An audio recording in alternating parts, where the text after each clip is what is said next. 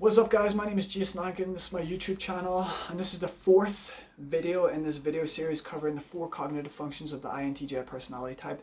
The final video that we're going to be covering is going to be covering on extroverted sensing of the INTJ personality type, which is in our 4th slot. So let's go.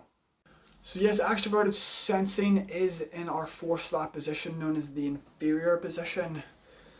It is also an irrational perceiving function, just like our intuition. You'll notice that the intuition is at the top and extroverted sensing is in the 4th slot. So it's, it has the 2 judgment functions in the middle and then the perceiving functions are far apart.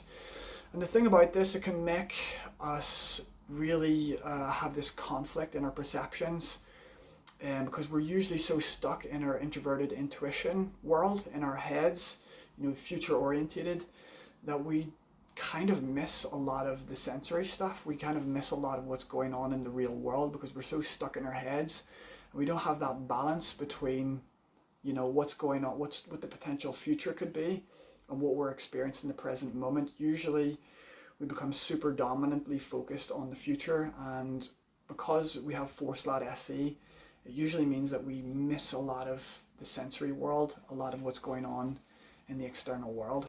I would describe extroverted sensing as very experiential. It's something that, it literally is about getting out of your head and more getting into your body and getting into the real world and experiencing the real world. This is one of the reasons why I love doing sports and I love spending time outdoors, because it helps you get into your body. Like I do jiu-jitsu. I haven't been doing it recently because of the pandemic and stuff, but it really gets me out of my head. Like I just totally zone out in jiu-jitsu. I get really sensory, I get really into my body, and especially during sparring, it's very physical and very hands-on.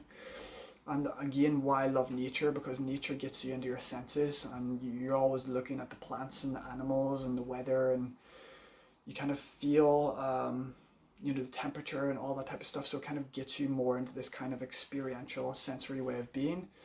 So it becomes this kind of good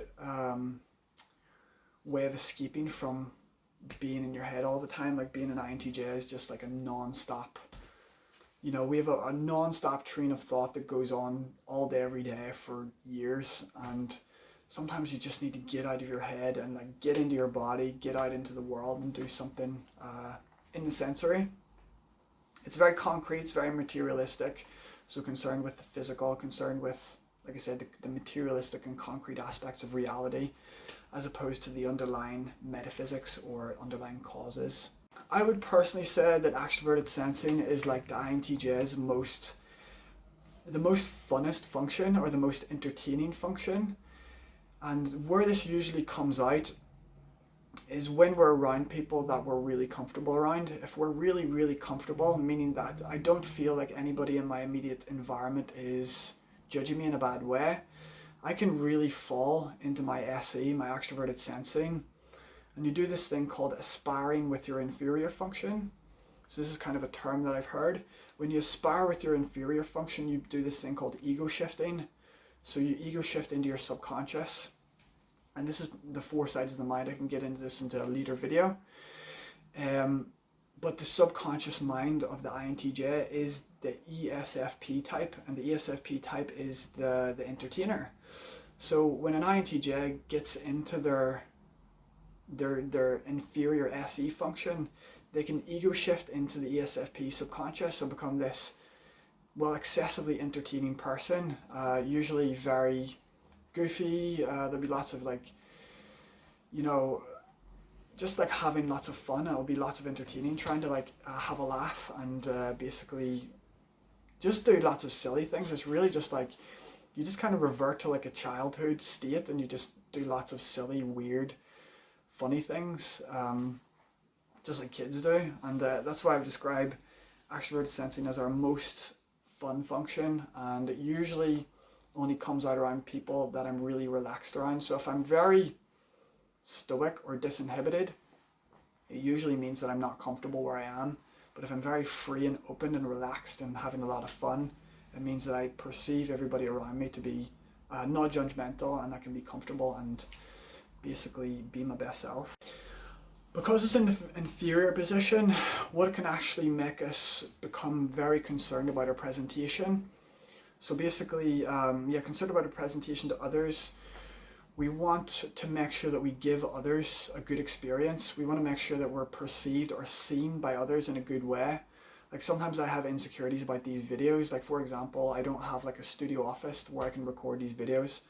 I was a little concerned about where I'm recording them. Like see this light in my mirror in the background, this bothers me. This is my introverted or my extroverted sensing, noticing this detail in the external world and saying this isn't exactly how I want things to look. I want to be presented in a different way.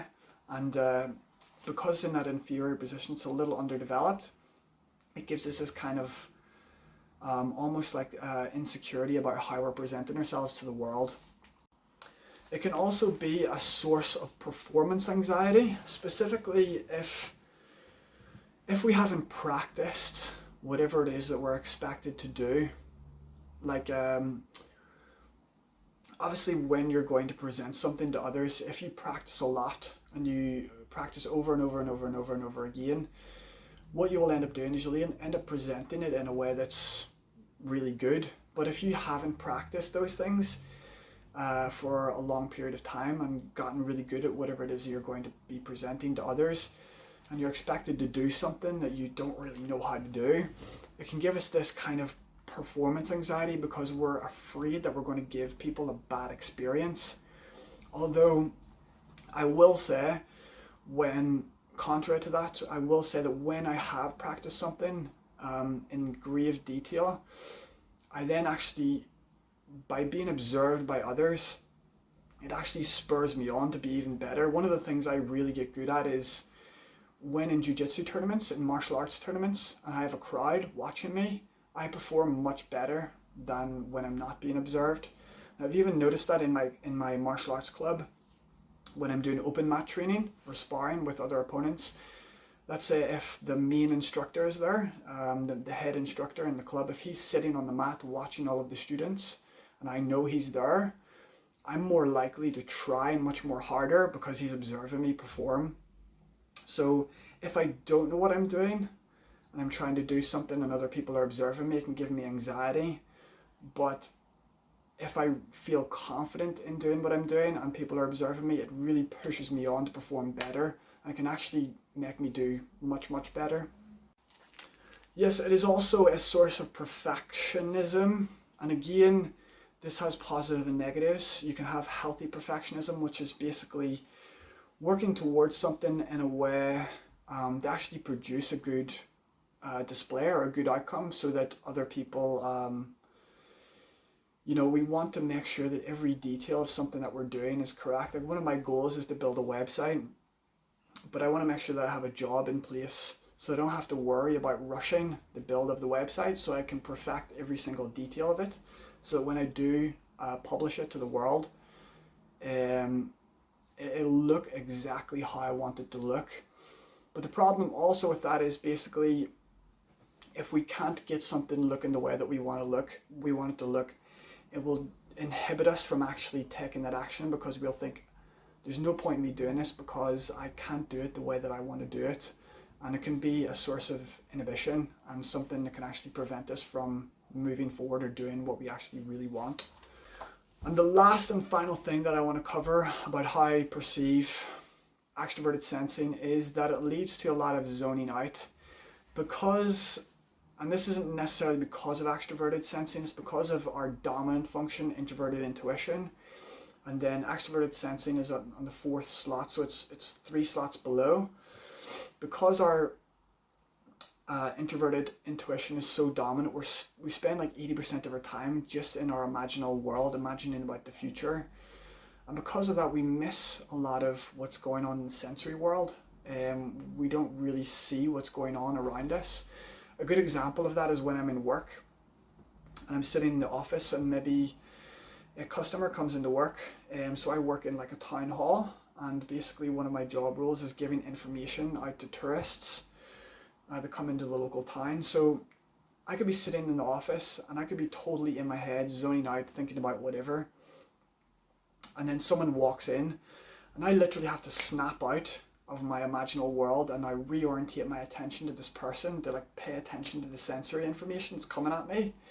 And I can actually feel this moment where I have to like literally pull myself out of my, you know, my imagination to then reorientate my attention to what's going on in the actual real world. There's a real person here asking me real questions.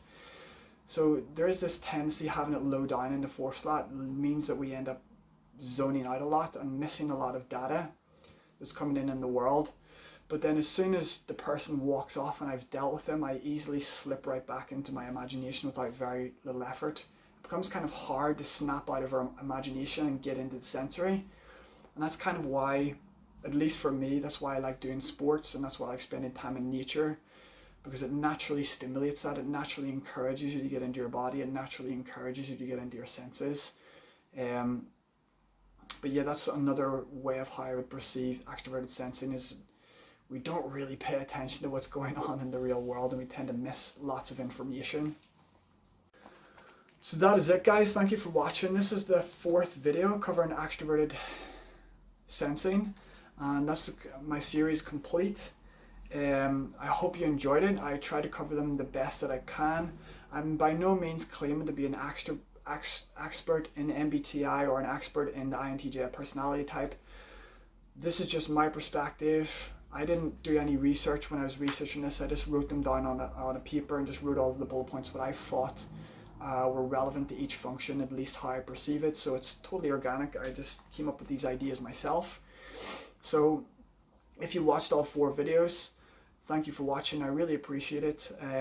If you want to check out my playlists, you can browse through my playlists and check out all of the other videos that I post up. If you like what you see, become a much appreciated subscriber.